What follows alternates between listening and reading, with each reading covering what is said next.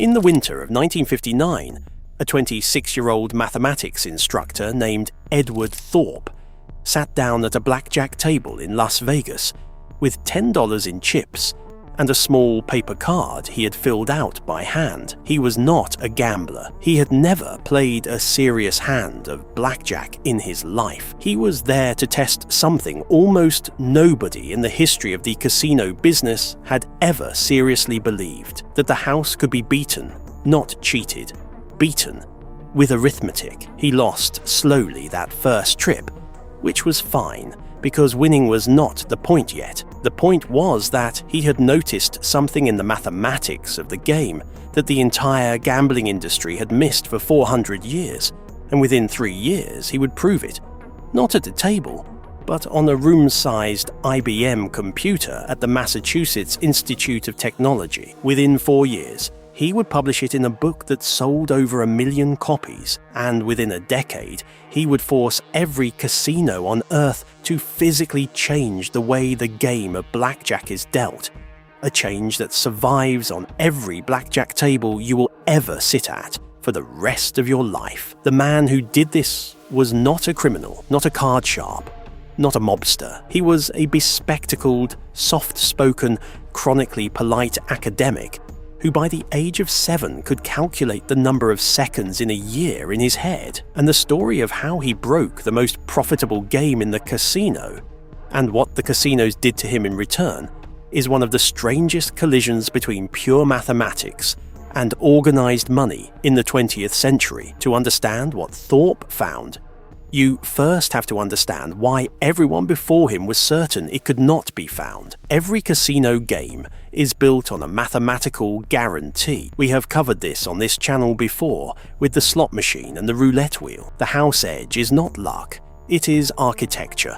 In roulette, the 2 green 0 slots guarantee the house its 2.7% no matter how the player bets. In craps, the payout structure guarantees it. In the slot machine, the symbol distribution guarantees it. In every case, the defining mathematical feature is the same. Each event is independent.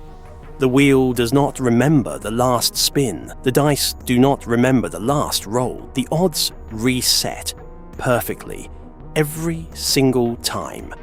And because the odds reset every time, no amount of watching, counting, or remembering can ever give the player an advantage. The past tells you nothing about the future. Blackjack is different, and the difference is the whole story.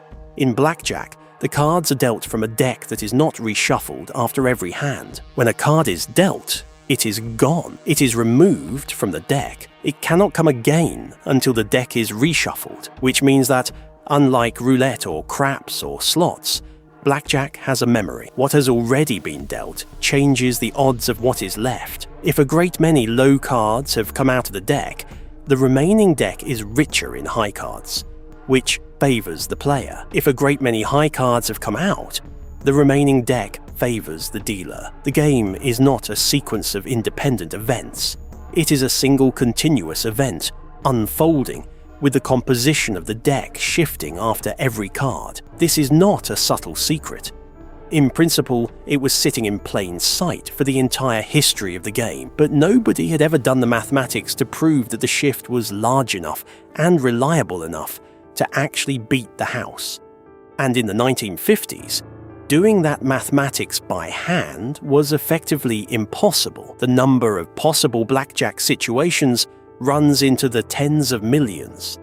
Calculating the player's exact advantage in each of them by hand on a desk calculator would have consumed, by one contemporary estimate, something on the order of 10,000 years of human labor. Edward Thorp did not have 10,000 years, but in 1959 he took a position at the Massachusetts Institute of Technology, and at MIT he had access to something that almost no private citizen in the world had access to in 1959. He had access to an IBM 704. It is worth pausing on how unlikely the whole thing was. Thorp had earned his doctorate in mathematics from UCLA in 1958. His specialty was not gambling, not probability, not anything remotely commercial. It was a rarefied corner of pure mathematics involving operators in function spaces. He had first gone to Las Vegas almost as a lark, on a cheap vacation, carrying a short published paper by 4 US Army mathematicians who had worked out an approximate break-even strategy for blackjack in their spare time. Thorp tried their cheat sheet at a real table. It did not work very well, but where almost anyone else would have shrugged and gone to the buffet, Thorp did something characteristic. He refused to let the unsolved problem go. He went home, reread the army paper, and spotted the flaw the 4 soldiers had missed. That blackjack, unlike every other casino game, was not a series of independent trials, and that the cards already played changed the odds of the cards to come. Everything that followed came from a mathematician on vacation being unable to stop thinking about a losing hand. The IBM 704 was one of the first mass-produced computers capable of floating point arithmetic. It filled a room. It was cooled by dedicated air conditioning systems. It was shared at MIT among some 30 universities and research groups who booked time on it in careful increments. Its total computing power was, by the standard of any modern device, laughable. A single smartphone today contains millions of times its capacity, but in 1959, it was among the most powerful calculating machines on the planet, and Edward Thorp had learned to program it. He taught himself Fortran, the programming language, specifically to attack blackjack. He translated the entire probability structure of the game into punch cards. Physical cards with holes punched in them, fed into the machine in stacks, each stack representing the instructions for a calculation that would have taken a human lifetime. He fed them into the 704. He waited, and the machine gave him back an answer that no human being had ever seen before. First, it confirmed the basic strategy, playing every hand with mathematically perfect decisions: when to hit, when to stand, when to double, when to split, reduced the house edge to a razor-thin 0.21%, almost even. The machine had found the optimal way to play every hand in the game. Then, it found the good part. Thorp had the machine calculate what happened to the player's odds, as specific cards were removed from the deck, and the numbers were unambiguous. When the low cards, the 2s, 3s, 4s, 5s, and 6s, were disproportionately gone, the player's advantage swung positive. The player could actually have the edge over the house, not the house over the player over the house. For the first time in the recorded history of gambling mathematics, a computer had proven that a casino game could be beaten by a player doing nothing, but keeping track, in his head, of which cards had already been played. Thorp built the tracking method to be simple enough for a human being to run in real time at a table. His first version was called the 10 count. The player mentally tracked the ratio of 10 valued cards to all other cards remaining in the deck. When the ratio tipped in the player's favor, the player bet big. When it tipped the other way, the player bet the minimum. Later, systems, refined by Thorp and by those who followed him, assigned a simple running value to each card, +1 for a low card, -1 for a high card, so the player only had to keep a single number in his head. That single number told him, at every moment, whether the remaining deck favored him or the house. That is card counting. It is not memorizing the cards. It is not a photographic memory trick. It is one running number, updated one card at a time, telling the counter when the odds have quietly tipped in his favor, so he can raise his bet at exactly that moment. Everything else in the entire history of card counting is a refinement of what came off that IBM 704 in 1960. Thorp announced his findings to the world of mathematics before he announced them to the world of gambling. In January of 1961, he presented a paper at the annual meeting of the American Mathematical Society in Washington, D.C. He titled it, with a showman's instinct that would have surprised anyone who met the quiet man in person, Fortune's formula, the game of blackjack. The talk caused a sensation among mathematicians. It also, inevitably, leaked to the press, and the press could not resist the story of the professor who claimed to have solved the casino with a computer. But before the world found out, one particular collaboration had already begun, and it produced one of the strangest inventions in the history of gambling, involving one of the most important scientists of the 20th century to publish his blackjack result in the prestigious Proceedings of the National Academy of Sciences. Thorp needed a member of the Academy to sponsor the paper. There was exactly one mathematician at MIT who was a member of the Academy and who might understand and appreciate the work. His name was Claude Shannon. If you have never heard of Claude Shannon, understand that he is, by a wide margin, one of the most consequential scientists nobody outside of technical fields has heard of. In 1948, Shannon had published a paper called A Mathematical Theory of Communication, which founded the entire field of information theory. Every piece of digital technology you have ever used, every file, every stream, every wireless signal, the very concept of the bit as a unit of information, descends from Shannon's work. He was, in the most literal sense, one of the founding fathers of the digital age. And he was also a lifelong tinkerer, a builder of whimsical machines, a man who rode a unicycle down the halls of Bell Labs while juggling. Thorp brought his blackjack paper to Shannon. Shannon read it, grasped it immediately and agreed to sponsor it. And then Shannon asked Thorp whether he was working on anything else. Thorp said yes. He was thinking about roulette.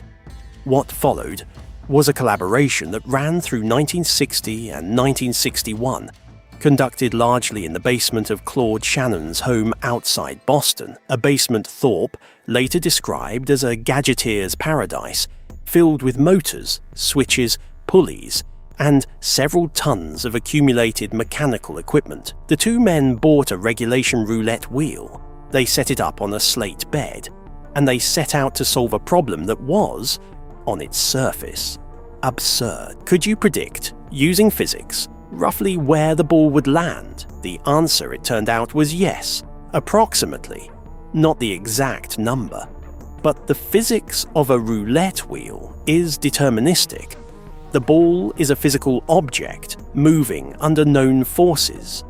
If you could measure the speed of the wheel and the speed of the ball precisely enough in the first few revolutions, you could predict which half of the wheel, which octant, roughly, the ball was most likely to settle in, and predicting the right half of the wheel is more than enough to overcome the house edge and turn roulette into a winning game. So Thorp and Shannon built a machine to do the measuring. It was, by the consensus of computing historians, the first wearable computer ever constructed. It was roughly the size of a cigarette packet.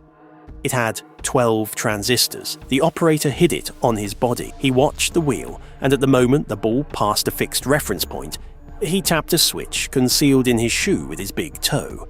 He tapped again after one revolution. From those two taps, the little computer calculated the ball's velocity, ran the prediction, and transmitted the result to the operator through a tiny speaker wired into his ear canal, in the form of a rising or falling sequence of musical tones that told him which group of numbers to bet. Read that again, and place it in time. In 1961, two of the finest mathematical minds in America were crouched in a basement outside Boston, hiding a homemade computer in a shoe, wiring a speaker into an ear, and inventing wearable computing itself 6 decades before the smartwatch, for the express purpose of beating a roulette wheel in Las Vegas. They tested it in the field in the summer of 1961. In the lab, it worked, delivering a theoretical 44% edge over the house. In the casino, the hardware kept failing. The fine wires to the earpiece were fragile and kept breaking. They never fully industrialized it, but it worked well enough to prove the concept. And it was so far ahead of its time that Nevada did not get around to explicitly outlawing such devices until May of 1985, 24 years later, when the state passed an emergency law making it a crime to use a computing device to predict casino outcomes. If you are finding this useful, hit subscribe. We cover deep histories of money and gambling like this every week, but the wearable computer was a side project.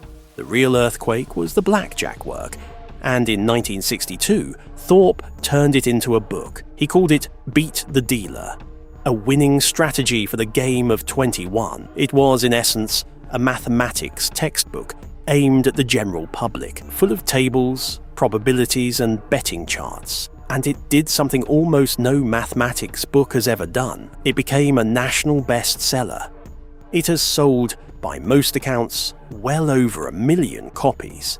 It has never gone out of print, and it detonated inside the casino industry like nothing before or since. Before Beat the Dealer, casinos had actively welcomed players who claimed to have a system because every system anyone had ever brought to a blackjack table had been mathematically worthless, and a confident loser is a casino's favorite customer. After Beat the Dealer, that assumption was dead. Thousands of readers descended on Las Vegas and Reno with Thorp's charts in their pockets. Most of them counted badly and lost anyway, but enough of them counted well that the casinos began for the first time to genuinely bleed at the blackjack tables, and the book did something Thorp could not have fully anticipated. It created a profession. In the decades that followed, entire teams of advantage players organized themselves around the mathematics Thorp had published, the most famous being the MIT Blackjack team, a rotating group of students and former students from the same institution where Thorp had run his original calculations, who between the late 1970s and the 1990s took casinos for millions of dollars using team play, signaling systems, and disciplined bankroll management built directly on Thorp's foundation. The team would later become the subject of a best-selling book and a Hollywood film, but the intellectual root of all of it, every counting team, every advantage player, every disciplined bettor who has ever raised his wager when the deck went rich, traces back to the punch cards Thorp fed into the IBM 704 around 1960. He did not just beat blackjack. He created the category of person who beats blackjack for a living. The industry's first response was panic, and it overreached. In early 1964, the Las Vegas Resort Hotel Association announced sweeping rule changes to blackjack, restricting the splitting of aces, restricting doubling down, the first alterations to the fundamental rules of the game in living memory. The change was a disaster. Ordinary players who neither knew nor cared about card counting revolted at being handed a worse game. Business at the blackjack tables dropped so sharply that within about 3 weeks, the casinos quietly reversed course and restored the old rules. The house had panicked, damaged its own most popular table game, and been forced to back down. Thorp had, in a matter of weeks, demonstrated that the casinos feared his mathematics more than they feared losing money, right up until they realized the mathematics and the money were the same thing. So, the casinos got smarter, and the countermeasures they eventually settled on are the reason blackjack is dealt the way it is dealt today. On every table, everywhere in the world, the first countermeasure attacked the counter's core requirement. Card counting only works if the player gets to see most of the deck before it is reshuffled, because the edge appears near the end of the deck, once enough cards have been removed to tip the balance. So the casinos simply started reshuffling earlier, cutting off a large portion of the deck behind a marker so it is never dealt, and reshuffling long before the deck runs low. If the rich part of the deck is never reached, the counter's advantage never arrives. That yellow plastic cut card you see wedged into the deck at every blackjack table on Earth is there, directly, because of Edward Thorp. The second countermeasure was more elegant and more total. Thorp's mathematics had been calculated on a single deck, so the casinos stopped dealing from a single deck. They moved to dealing blackjack from a shoe. A box holding 6 or 8 decks shuffled together, more than 300 cards at once.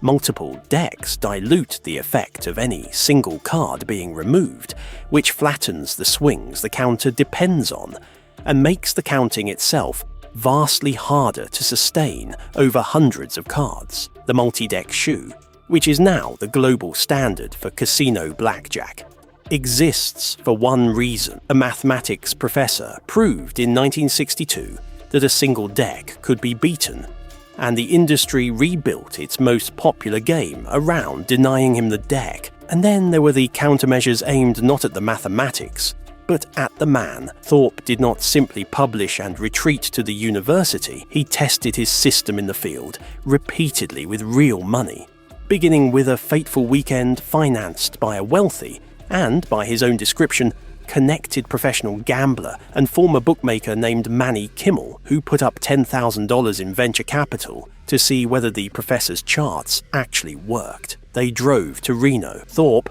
nervous, insisted on playing conservatively at first.